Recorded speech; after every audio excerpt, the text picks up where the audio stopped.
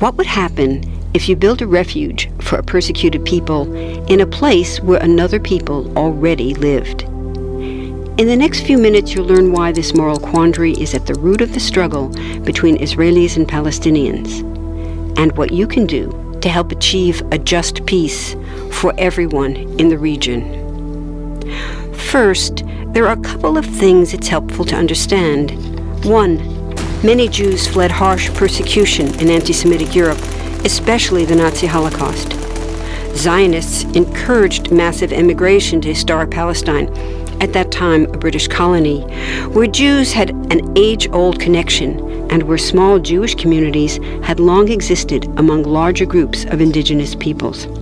But when the UN offered the Jewish immigrants the majority of the land for a new state called Israel, for the indigenous Palestinians who lived there, it was a massive destruction of life. They rejected the UN's partition plan, and several Arab states invaded the new state of Israel. Israeli forces essentially erased over 400 Palestinian villages and towns. By the end of the fighting, Israel controlled 78% of historic Palestine. And when 750,000 Palestinians who fled or were expelled during fighting tried to return to their homes where the new state now stood, they were permanently barred by the Israeli government. While over 100,000 of their relatives and neighbors who hadn't left became second-class citizens of the new state, along with the new Jewish majority. Today, Palestinian refugees and their descendants number in the millions. Most are in the Gaza Strip, the West Bank, and Jordan. Many are spread throughout the world, with millions still living in refugee camps, seeking to return to their homeland. To sum up, one group of refugees found a much-needed home, but in the process, a new group of refugees was created. Here's the second thing to understand. Israel was founded as a Jewish state. But now ask yourself, what exactly does that mean? People had lots of ideas about what a Jewish state should look like. Some called for equality for all citizens.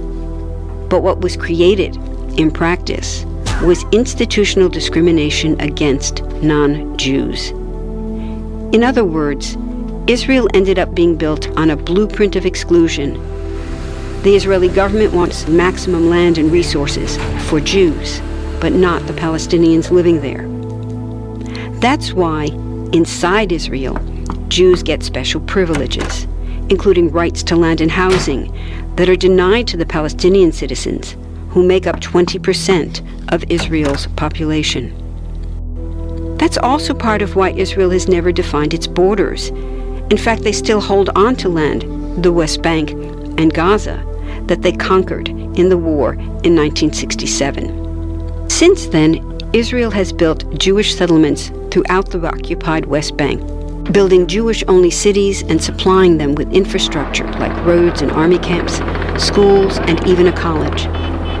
Military occupations are meant to be temporary, but after 40-plus years, this one looks permanent and entirely unjust. In the West Bank, Israeli Jewish settlers and Palestinians live on the same land, but must live under two completely separate and unequal systems of Israeli law.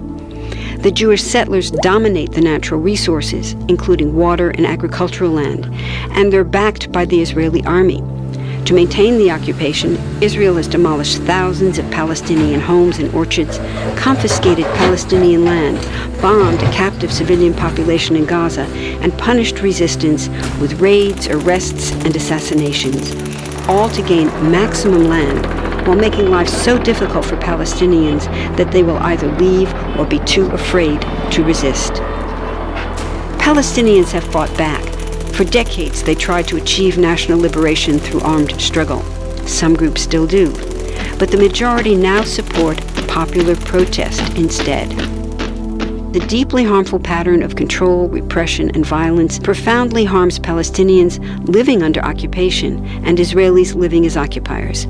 This must be broken to reach a peaceful and secure future for both peoples. Now that you understand the problem, what about the solution? What about peace talks? So far, over 2 decades of U.S.-backed peace talks have actually made things worse by helping Israel continue the occupation. It's been years of talking while Israel massively expanded the Jewish settlements and literally redrew the map.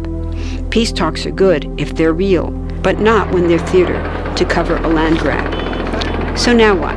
The current world superpower, the United States, has been a terrible friend, enabling Israel's destructive and self-destructive expansion onto Palestinian land by funding the Israeli military, the biggest recipient of U.S. foreign aid in the world. But there's another superpower that can make the difference: you. There's a movement with hundreds of thousands of people just like you across the world, including Palestinians and Israelis, protesting, educating, divesting, and boycotting, all to bring nonviolent international pressure on Israel to stop violating human rights of Palestinians.